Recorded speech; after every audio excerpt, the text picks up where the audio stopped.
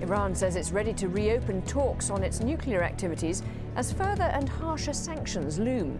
But with Ahmadinejad ruling out any concessions, what would it take to defuse this standoff? And will Tehran bow to growing international pressure? This is Inside Story.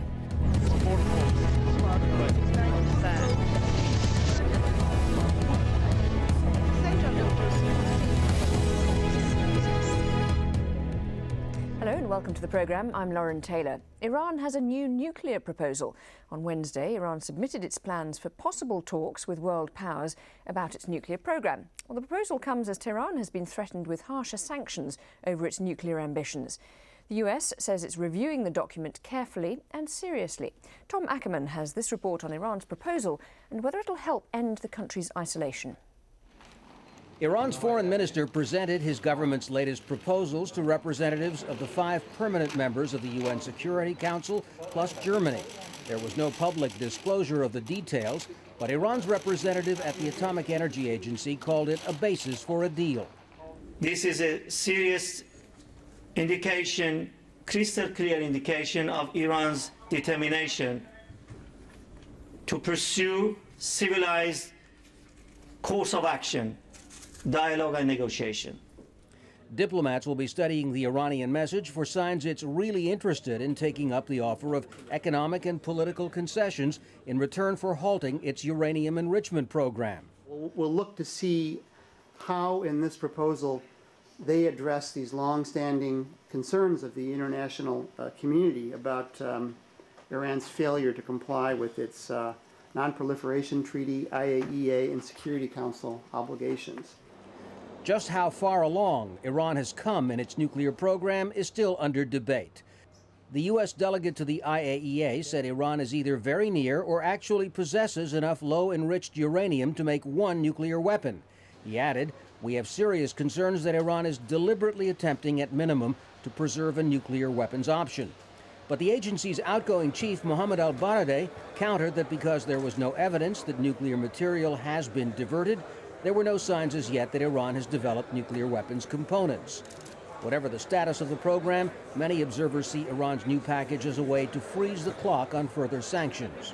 The point, I think, is that Iran wants to try to delay the imposition of new crippling sanctions that the United States, France, Britain, and Germany have been calling for by offering to engage. And Iran's president, Mahmoud Ahmadinejad, recently restated this pledge.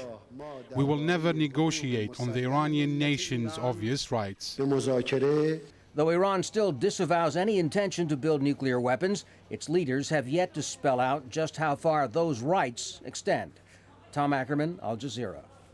Well, joining us our guest today in Newton, Massachusetts, Kaveh Afrasiabi, who's authored several books on Iran's foreign and nuclear policies and is a former advisor to Iran's nuclear negotiating team. In Washington, D.C., Patrick Clausen, Deputy Director of the Washington Institute, and in London, James Denslow, author and security analyst specialising in the Middle East. If I could start with you, Patrick Clausen, we don't know exactly what's in this proposal, but what does it need to have to satisfy the international community? The Security Council has adopted 6 resolutions which have ordered Iran to suspend its enrichment and reprocessing activities until Iran has reestablished the confidence of the international community in Iran's purely peaceful intentions. So that Security Council decision sets forth what the international community wants, namely restoring confidence in the purely peaceful character of Iran's program.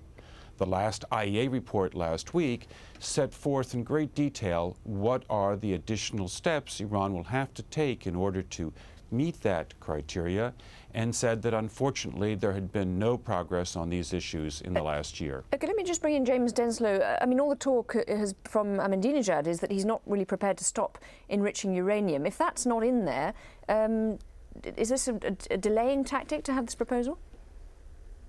Well, I think certainly this is a time-sensitive issue, and we're quite close to the wire on this one. There was always this idea that Middle East peace processes or deals have to occur at the right time.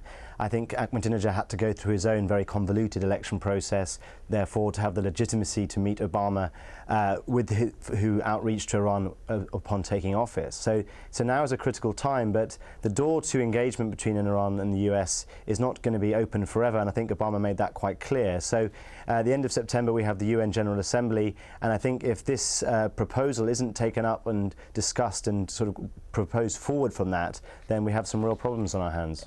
Kaveh Afrasiabi, do you think that Iran will have gone far enough this time to satisfy the international community?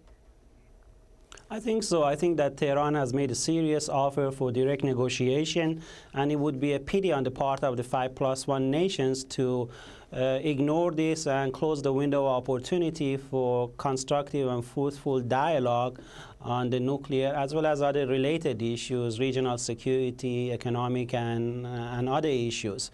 And, you know, the IAEA has repeatedly confirmed the non-diversion of declared nuclear material. Just yesterday, Mr. El-Baradei said at the IAEA General Meeting that, and I'm quoting, "Nobody, I think, questions anybody's right to have a nuclear fuel cycle, not even the Security Council." The Security Council cannot supplant the non-proliferation regime and impose on Iran arbitrary demand to forfeit its inalienable right to possess a peaceful nuclear fuel cycle.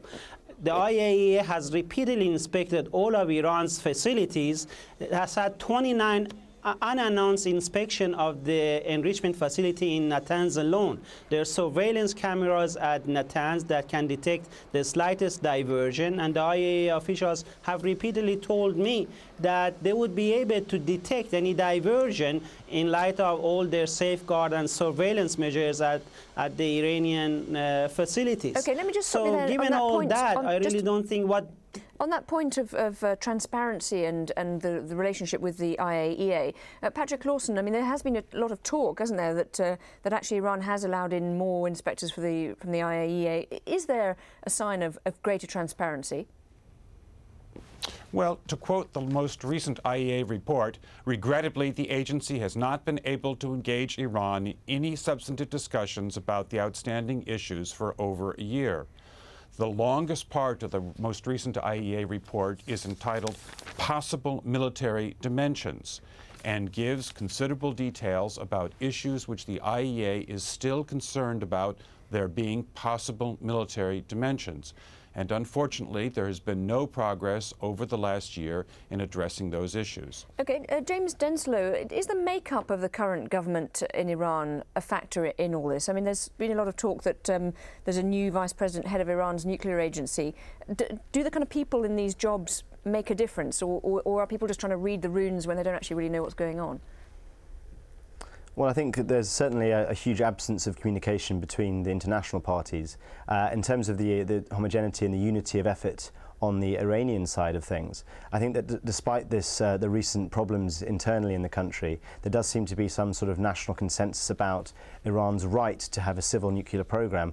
And I think it's interesting the word, possibility about weaponization. And so much of this argument is about the difference between intent and capability.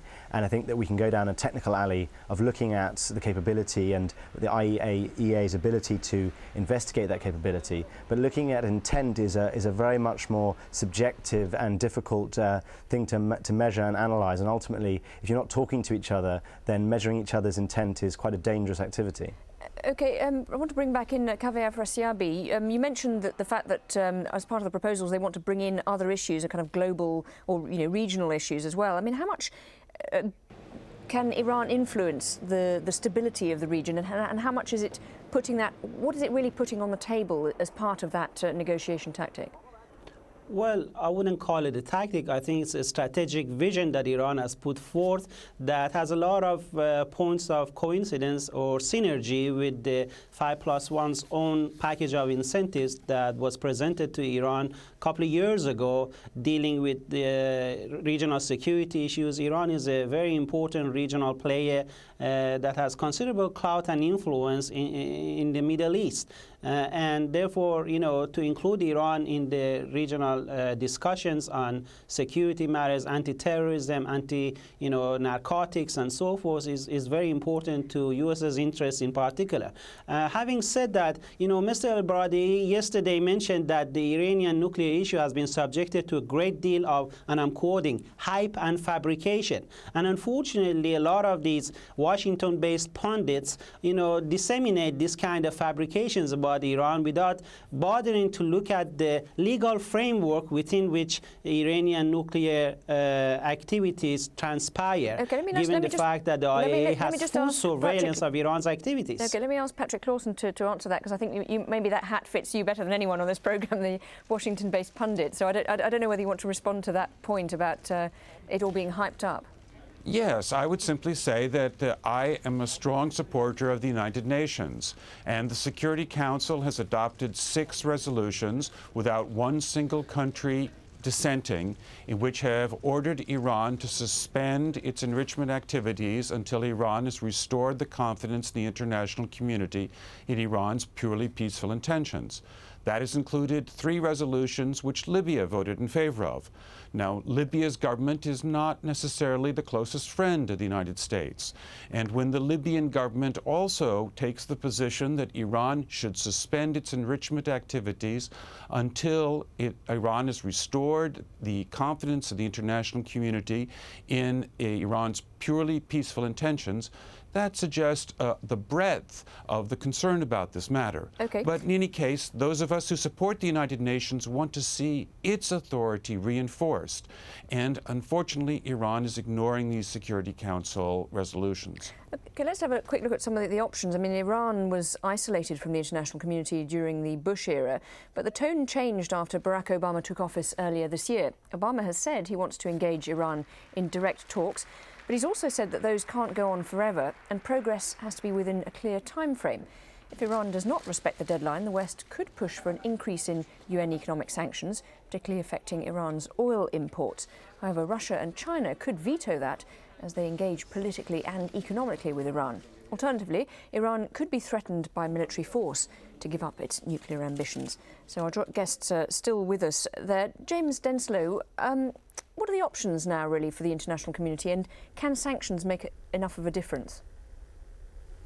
Well, sanctions have a sort of rather checkered history in the Middle East. Certainly, we do know that a country like Iran that is dependent for 40% of its refined petroleum and gas as well would be very vulnerable to sort of a major upscaling of sanctions if the international community, and in particular the Russians and the Chinese, agree to that. That would make as a game changer in my mind. But of course, in a sense, Iran could perceive that action as a form of economic warfare. And then we go down the whole alley of response and counter-response. And I think Patrick Clausen's written about this before. There's a whole myriad of possibilities and various kind of proxies and nodes that Iran has the capability to respond with. And I think this is when we're kind of talking about a whole new ballgame in the Middle East. Okay, Kaveh Afrasiabi, what do you think the reaction would be from Iran if sanctions were toughened up? Well, Iran considers sanctions as unfair and unjustified, and there would be a backfire both internally and region-wide with respect to, crippling sanctions in particular.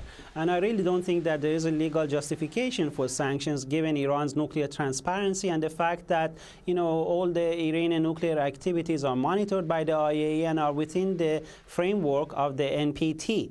Therefore, having said that, I think that right now the opportunity exists for direct dialogue, and both sides need to talk to each other instead of at each other, and do not allow the, pro-Israel lobbyists who have overlooked the various UN resolutions calling on Israel to comply with respect to the Palestinian rights and so forth, to look one-sidedly at only one aspect of the UN resolutions. The other aspect of the resolutions call for enhanced Iranian cooperation with the IAEA, which fortunately has transpired over the past couple of years, and a lot of corrective actions by Iran that have remedied some of the past shortcomings. Okay, Patrick Clausen, just to go back to the issue of sanctions briefly, what do you think would be the most effective type of sanction if they are going to increase the level of those?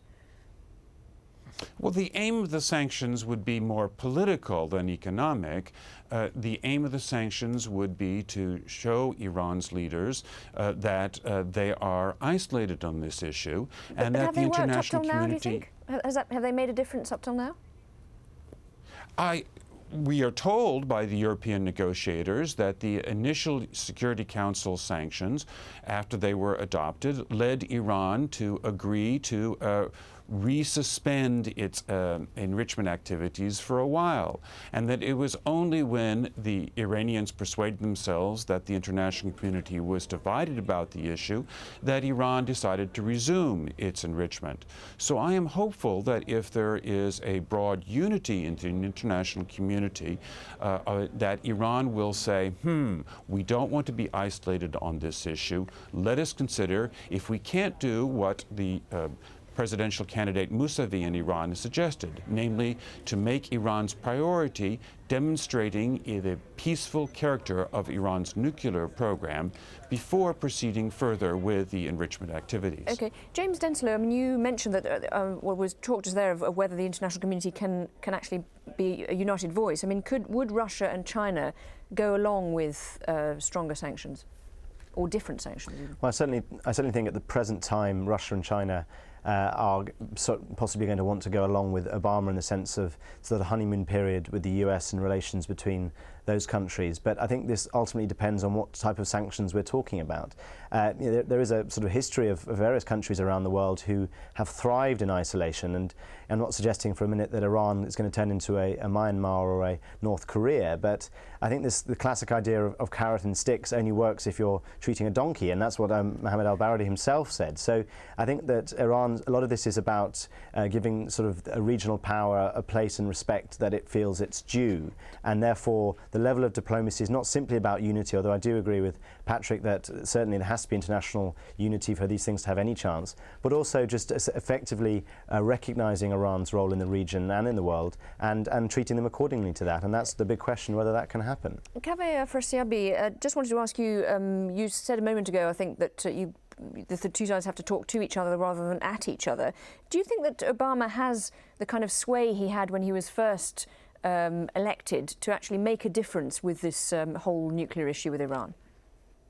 I certainly hope so. And just a couple of days ago, the Iranian head of the armed forces, General Firuzabadi, praised Obama's realism on Iran.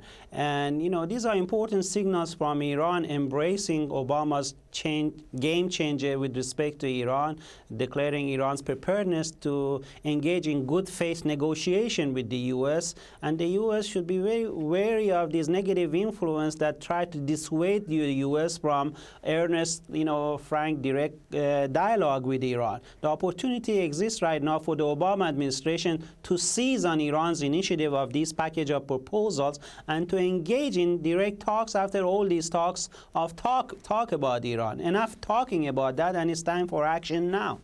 Patrick Lawson, do you think Obama will go for that, direct talks? Oh, goodness gracious. Obama has written 2 letters to Supreme Leader Ayatollah Khamenei asking for these talks. Obama has called for that in his address to the Iranian people and at the occasion of their New Year or Nowruz. The Obama administration is very eager to have engagement with Iran in the face of considerable criticism from the human rights community in the West that this engagement could look like the United States is embracing someone with a bad human rights record. The Obama administration has continued to insist on the importance of engagement. Iran is never going to find an American president as eager for engagement with Iran as with Mr. Obama. Okay. He is their best chance. James Denslow, in terms of other options, if the sanctions or if the proposals aren't acceptable and if they don't get to a point where they can all sit down and have a nice chat, and then it goes to sanctions, what's next? I mean, how much of a likely option is the military one? Well, it appears to be a red line, certainly as far as Prime Minister Netanyahu in Israel is concerned. I think he's made it very clear that he finds Iran with the capability or the ability to quickly acquire a nuclear weapon as unacceptable. And I think that we have to put our hope within our ability to be creative with diplomacy rather than going down the rather predictable route of military action, which hasn't really brought about any clear-cut solutions to problems in the Middle East for for many a year. I think the Osirak reactor in Iraq is a very different situation back in the 80s as to what will happen if military action is conducted against Iran. So I'm still hopeful that, although that is a red line, that we are not yet pushing against it. And Kaveh Afrasiabi, what's the perception of how likely any kind of preemptive military strike would be in the circles that you move in? I don't see that likely at all, and I think that one of the Israeli professors, Martin van Krevlet, said that very correctly when he wrote in an Israeli paper not long ago that Israel has no real fear of Iran's nuclear capability, but it uses that as a pretext to get financial and military support from the West. And, you know, there's no sense of panic in the IAEA, which has full inspection of the Iranian facilities, and nor should there be in the rest of the international community. Much has been said about Iran's international isolation, and unfortunately Mr. Clausen fails to mention that just yesterday there was a resolution by the non-aligned movement consisting of some 118 nations supporting Iran's peaceful nuclear program. Okay, Patrick Clausen, just want to bring you back in on the question that was raised earlier of supposed sort of double standards, really. I mean, the Iranians do point sometimes to the fact that Israel might well, as far as, you know, might well have nuclear weapons. That's the assumption, nobody really knows. Are people being treated fairly in the region, do you think? Well, I think many of us who support the Non-Proliferation Treaty would like to see it deepened and extended so that and to have Israel sign up to it? Namely, Pakistan, India, and Israel have not signed up to it. Now, Israel's position has long been that it looks forward to the day when the Middle East is a zone of peace and mutual understanding so that the whole region can be free of weapons of mass destruction. But unfortunately, the Iranian government continues to insist that its fellow UN member, Israel, does not have a right to exist, and Iran continues to provide hundreds of millions of dollars of financing to terrorist groups that are constantly attacking Israel, namely Hamas and Hezbollah. And if that were to stop and the region would become a zone of peace, then indeed, as Israel has repeatedly offered, the entire Middle East could become a zone free of weapons of mass destruction. James Denslow, just a thought from you. I mean, how likely is it, do you think, that this will all be resolved by, or not resolved, it might be a bit too far, getting it too far, but is the situation more positive to reach a kind of deadline for the end of September? Well, certainly I think that this offer from the Iranians is at least something that we have to work with. I'm constantly sort of put in perspective by the Mitchell peace plan process that the Americans are also working on, which is an incredibly sensitive and complex sort of multilateral agreement as things seem to be going right now. So clearly Obama's diplomatic outreach is vast, and it is dependent on lots of things happening simultaneously. So there's a degree of fragility to this process, and I think we all hope that the UN General Assembly meeting can be an occasion of reconciliation rather than a watershed towards greater division and potential violence. Well, on that optimistic note, I'm afraid we've run out of time, but thank you very much indeed to all our guests for joining us today. In Newton, Massachusetts, Kaveh Afrasiabi, and in Washington, D.C., Patrick Clausen, and in London, James Denslow. Thank you very much. And thank you so much for joining us for this edition of Inside Story. We, of course, welcome your comments and suggestions. You can email them to us. The address for that is insidestory@aljazeera.net. Bye for now.